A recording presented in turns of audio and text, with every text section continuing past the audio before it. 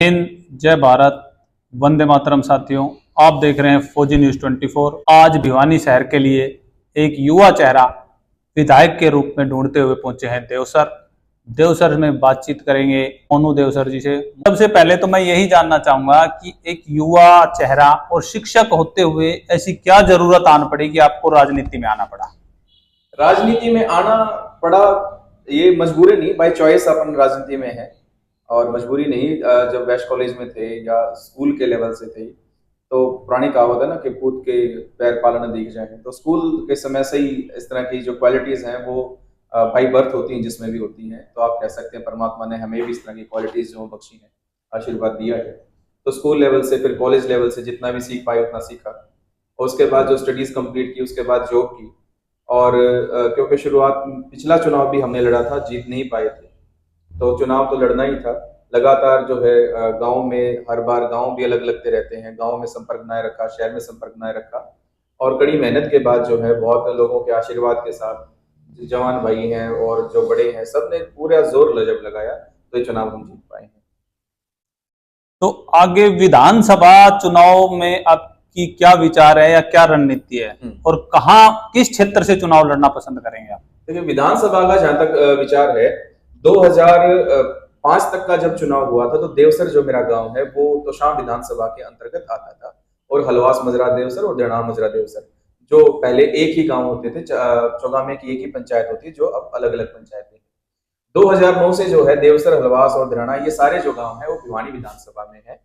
तो आप समझ सकते हैं कि भविष्य अगर देखा जाए तो उसकी ज्यादा संभावनाएं जो मेरी बनती है वो भिवानी विधानसभा से ही बनती है, क्योंकि देवसर और हलवास दोनों ही इतने बड़े गांव। हमारे चौगामे की अगर बात की जाएगी तो देवसर है 6000 वोट्स हैं, और हलवास में फिर 6000 वोटर्स हैं। फिर धराना है, धराने में 2 पंचायतें, हलवास में भी 2 पंचायतें हैं। छोटा सा हमारा गोविंदपुरा है जिसका हम नंबरदार भी आपस में साझा करते हैं, पटवारी भी साझा करते हैं। धिराना हो गया, दोनों पंचायतें धिराने की हैं, फिर नवे की है, राजगढ़, वहां तक हमारा चौगामा है। तो कुल मिला के 15-16 हजार जो वोटर्स का हमारा एक घर का एक परिवार, हमारा समाज घर का, जिसमें सभी बिरादरियां हैं। बिल्कुल। तो आपने बताया कि भिवानी विधानसभा से चुनाव की तैयारियां आप कर रहे हैं, और पिछले काफी दिनों से अगर बात की जाए तो मोनू देवसर का नाम, चाहे वो देवसर माता मंदिर हो, चाहे साफ सफाई हो, या लोकल क्षेत्र में कुछ ना कुछ कार्य मोनू देवसर के नाम से चलता रहता है। लेकिन भिवानी विधानसभा की जब बात आती है तो सबसे पहले एक चेहरा सामने आता है घनश्याम सराफ जी का, जो कि पिछले 15 साल से विधायक है। क्या उसको आप युवा चेहरे के तौर पर किस प्रकार से टक्कर दे पाएंगे? देखिए, जो घनश्याम सराफ जी सनातन तौर से तो विधायक है नहीं, उनसे पहले भी बहुत विधायक रहे हैं, उनके बाद भी कोई विधायक रहे हैं। उन्होंने जो है बड़ी अच्छी सेवा की, उससे पहले वो एमसी रहे। उन्होंने जनता के बीच में अच्छा काम करके दिखाया, अच्छे लोग संपर्क लोगों से किया, सभी गाँव में घूमे। और 2009 में जब वो विधायक बने थे उस समय बीजेपी की लहर भी नहीं, तो उस समय आप कह सकते हैं कहीं ना कहीं जो उनकी शख्सियत थी, उनकी जो मेहनत थी, या उनके जो जातीय समीकरण कह सकते हैं, कुछ भी आप कह सकते हैं, वो रंग लाई। और लगातार 3 बार विधायक बनने में आप कह सकते हैं कुछ ना कुछ योगदान तो उस इंसान का ही रहा होगा। कुछ खूबियां रही हैं तो कुछ खामियां भी रही हैं, दोनों चीजें रही हैं, फिर भी 3 बार विधायक बनना कोई आसान चीज नहीं लगातार। बिल्कुल। अगर हम किसी राष्ट्रीय पार्टी की बात करें तो अभी आप किसी राष्ट्रीय पार्टी के संपर्क में हैं? जो जी, मैं किसी राष्ट्रीय पार्टी का जो है राष्ट्रीय पार्टी का फिलहाल सदस्य नहीं हूँ, और जो चीजें मुझे अपनी क्योंकि चुनाव जिताया मुझे जनता ने सेवा करने के लिए, तो मैं वफादारी सबसे पहले मेरी जनता की करता हूँ, सबसे पहले मेरे समाज की करता हूँ।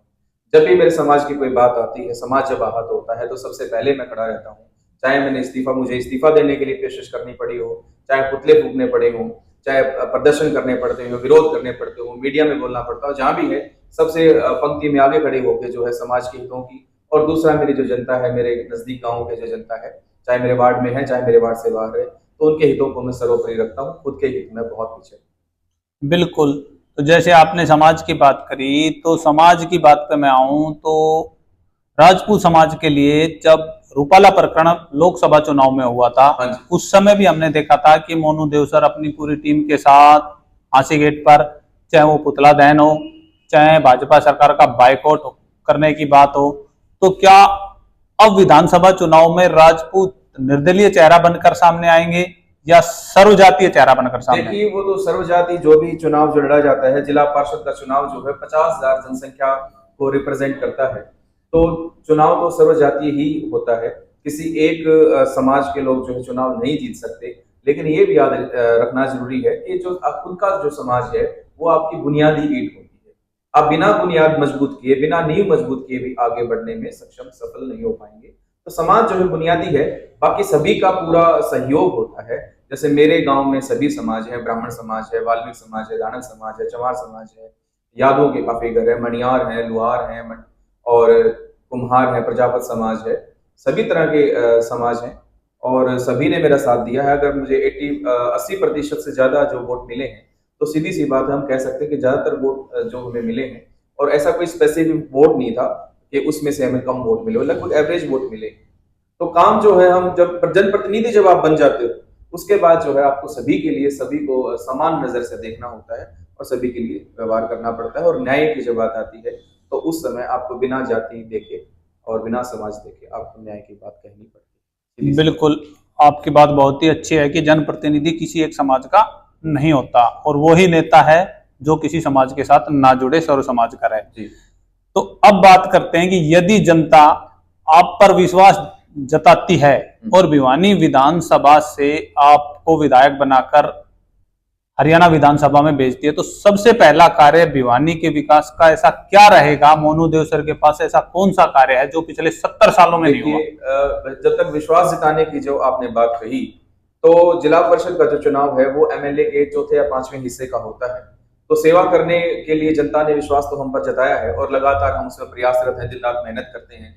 मेरे नजदीकी गांव का कोई भी आदमी जो है, मुझे वो मेरा फोन कभी स्विच ऑफ नहीं होता, किसी भी समय कॉल करता है दिन रात। उसी समय संबंधित विभाग के अधिकारियों से मैं संपर्क करके और हमेशा मैं बैक कॉल करके उसको सूचना देता हूँ कि आपकी जो शिकायत है, आपकी जो जरूरत है, उसके मुताबिक ये मेरी संबंधित अधिकारी से बात हुई है और ये काम आपका हो गया है या फला दिन हो जाए। और रही बात आप विधानसभा की कहते हैं, तो हम देखें 1947 में जब देश आजाद हुआ था, वहां से लेकर 2024 आ गया है, तो वहां तक के सफर में बहुत बेहतरी पहले से हो चुकी है, बहुत विकास हो चुके हैं। चाहे कोई सरकार आए, चाहे कोई प्रतिनिधि आए, सब यही सोचते हैं कि जो चीजें मुझे मिली हैं उनसे मैं बेहतर प्रयास करूं, चाहे कुछ भी हो। तो डिग्री का फर्क रहता है कि कोई आदमी 24 घंटे में से 8 घंटे काम कर सकता है, कोई 12 घंटे काम कर सकता है। उसके बाद ये है कि उसकी काम करने की क्वालिटी क्या है, गुणवत्ता क्या है। कोई आदमी 12 घंटे में वो काम नहीं कर सकता, कोई 4 घंटे में से ज्यादा काम कर सकता है। और पहले जो आपने बात कही, तो पहला कुछ कार्य ऐसा स्पेसिफिक नहीं है, लेकिन जब मैं धरातल पे काम करते हुए मैंने देखा है, खेती भी मैंने करके देखी, खेती कर रहा हूँ जैसे, तो किसानों के संबंध में जो अगर बात करें तो वर्ग क्लास वाइज हम इस तरह से बात कर सकते हैं। किसानों के संबंध में बात करें तो जैसे जो दुकानदार हैं वो बड़े लूटते हैं इनको। किसान जो है जब यूरिया लेना चाहता है तो साथ में कोई सल्फर का पैकेट अननेसेसरी उनको थोप दिया जाता है, नहीं तो उनको अन्यथा मना कर दिया जाता है कि हमारे पास जो है दुकान में डीएपी उपलब्ध नहीं है, यूरिया उपलब्ध नहीं है। सर जब बहुत मांग बढ़ जाती है यूरिया और डीएपी, उस समय बहुत सरकार की तरफ से धीमी सप्लाई की जाती है और बड़ी लंबी लंबी कतारों में खड़े होकर जमींदारों को मिल पाती है। तो आज के दिन किसानों का जीवन यापन जो है वो अपने आप में बड़ी चुनौती है। तो इस तरह की जो चीजें हैं जो किसानों को मिलनी चाहिए, मेरा मानना है कि उनको गांव गांव तक उनकी सप्लाई सुनिश्चित करनी चाहिए, ताकि उनका जीवन यापन जो है वो बना रहे। और जो पूरे देश की आप कह सकते हैं लाइफ लाइन जो है किसानी से ही चलती है। जो पैदावार धरती देती है, सारी चीजें फिर उन्हीं से बनती है। सभी चीजें जो किसान ने पैदा किया उसी के बाई प्रोडक्ट है। तो किसानों का मुद्दा ये है। और उसके बाद अब युवाओं पे बात करेंगे तो जिस तरह जो एजेंसीज हैं, रिक्रूटमेंट एजेंसीज हैं, जैसे हमारे हरियाणा में अगर हम बात करें तो हरियाणा स्टाफ सिलेक्शन कमीशन है और हरियाणा पब्लिक सर्विस कमीशन है।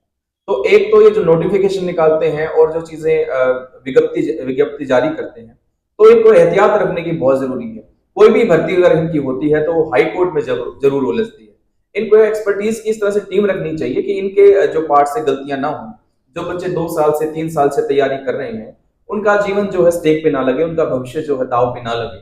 इस तरह से भर्तियां करनी चाहिए। जैसे अब 5 नंबर का जो एक सोशो इकोनॉमिक 5 नंबर जो बच्चों को दिए गए थे, कैंडिडेट्स को दिए गए थे, उसके लिए लंबी लड़ाई लड़नी पड़ी, है ना। और टीजीटी की भर्ती का भी जो अभी दोबारा से रिजल्ट जारी हुआ है, इस तरह की जो चीजें हैं वो इस तरह के कानूनी दाव पेच से उनको बचा के रखना चाहिए, ताकि एक निश्चित समय के अंदर कोई भी भर्ती, जिस दिन उसकी नोटिफिकेशन जारी होती है, कोई भी भर्ती 6 महीने से 9 महीने में, मैक्सिमम एचपीएससी की भर्ती 1 साल के अंदर पूर्ण करके बच्चों को ज्वाइन कर दी जाए। इस सरकार की जो काफी मैं इनकी तारीफ करना चाहूंगा कि आज के दिन जो किसी भी साधारण से पृष्ठभूमि का भी बच्चा है तो आज उनको नौकरी मिल रही है। नौकरी मिल रही है, किसी नेता के पास उनको जाने की आवश्यकता नहीं है, किसी को 2 पैसे ही देने की जरूरत नहीं है।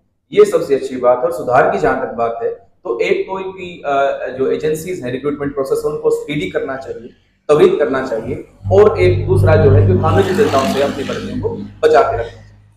बिल्कुल। अगर आपने युवाओं की बात करी तो युवाओं की बात करें तो ग्रामीण क्षेत्र है आपका पूरा जी। ग्रामीण क्षेत्र में युवा, जहां तक भिवानी की बात हो तो ज्यादातर युवा भारतीय सेना, आर्मी, एयरफोर्स, नेवी में जाता है। बहुत अच्छी आपने बात कही। तो जो अग्निवीर है, मैं इसके बिल्कुल भी समर्थन में नहीं हूँ। अग्निवीर जो है वो एक किस्म से मैं कह सकता हूँ कि जवान बच्चों के सपनों के साथ खिलवाड़। अग्निवीर को दोबारा से उसकी पुनर्समीक्षा बहुत ज्यादा जरूरी है। कोई भी बच्चा ये नहीं चाहेगा कि मैं 2 साल जो है फिजिकल स्टैंडर्ड आर्मी के लेवल पे ले जाने के लिए एक बच्चे को 1-2 साल कम से कम मेहनत करनी पड़ती है।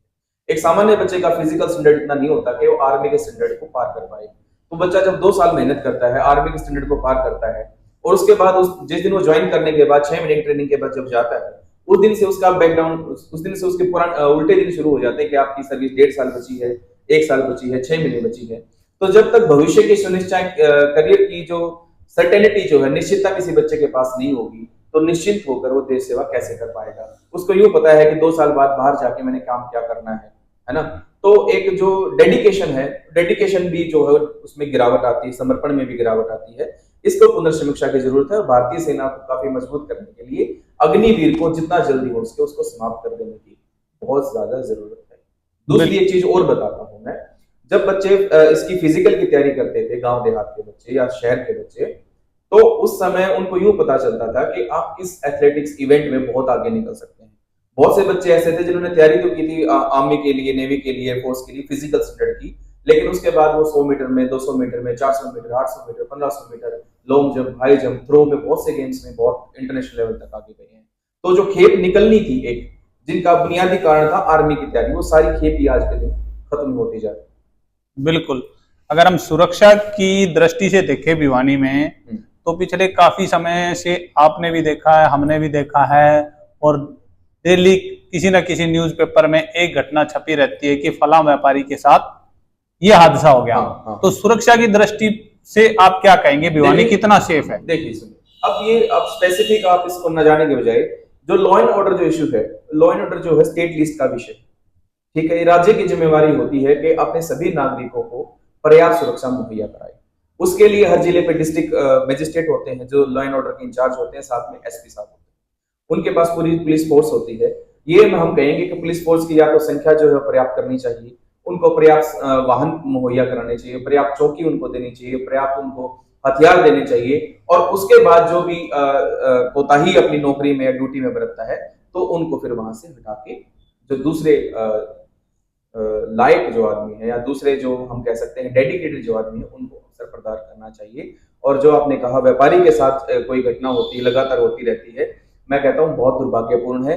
इसमें राज्य सरकार की भी बदनामी है, पुलिस की भी बदनामी है, और बदनामी के साथ इनकी नाकामी भी है। बिल्कुल। तो अंत में मैं आपसे एक ही अंतिम सवाल ये लेना चाहूंगा कि यदि आपको आपके क्षेत्र विस्तार का, मैं तो ये नहीं कहूंगा क्योंकि सेवा तो आप कर ही रहे हैं, आपका क्षेत्र विस्तार होगा यदि आप विधायक बनते हैं, तो उस दौरान शहीदों के लिए आपकी क्या राय या क्या प्रतिक्रिया रहेगी? शहीद परिवारों के लिए, जो शहीद परिवारों के लिए जी, जैसे आपने कहा सेवा विस्तार, सेवा हम कर रहे हैं, तो जैसे ही देखिए आप जितने बड़े प्लेटफॉर्म पे आवाज उठाते हैं तो आपकी आवाज उतनी ही दूर तक पहुंचती है। आज हमारा जो हाउस है, जिला परिषद है, वो इतना पॉपुलर हाउस नहीं है कि उसके पूरे राज्य में जो आवाज जाए।